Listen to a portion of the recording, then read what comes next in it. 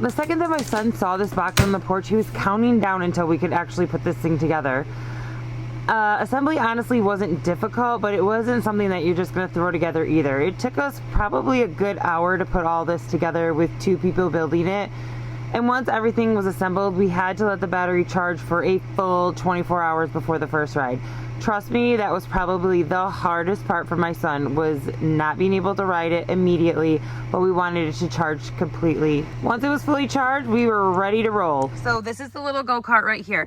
It has these levers right here on the side where you can go forward, backwards, and stop. The pedals, you can adjust the seat right here. So if they are taller or shorter, you can adjust it that way. This is the steering wheel right here. You can play your music and everything through that. Over here on this side, this is where more of the controls are. So you have drift mode, you have sport mode. That is how you turn it on and you turn it off. That's Swift and that's sport mode. So you have sport mode and you have drift mode, and then you have the 3 levels of how fast it can go. So you have low, medium, and high. And then there is the power button to turn it on and off. We did charge ours for a full 24 hours. The red button is the lights. Go ahead, do it again. Turn lights on.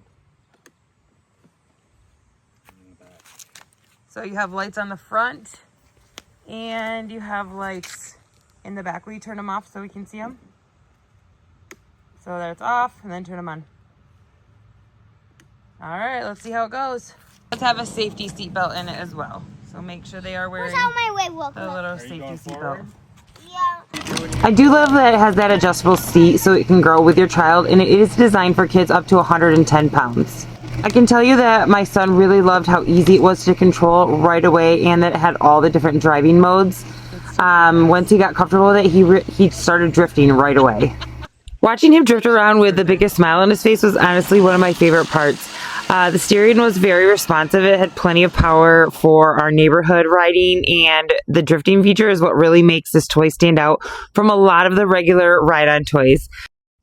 And yes, even my husband couldn't resist giving it a try. The adjustable seat kind of let him squeeze in just enough to see what it was all about, and I think he had just as much fun as Brady did.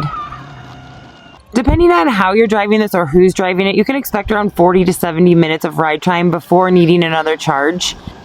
Yeah, my husband definitely loves this. He's like a big kid for sure.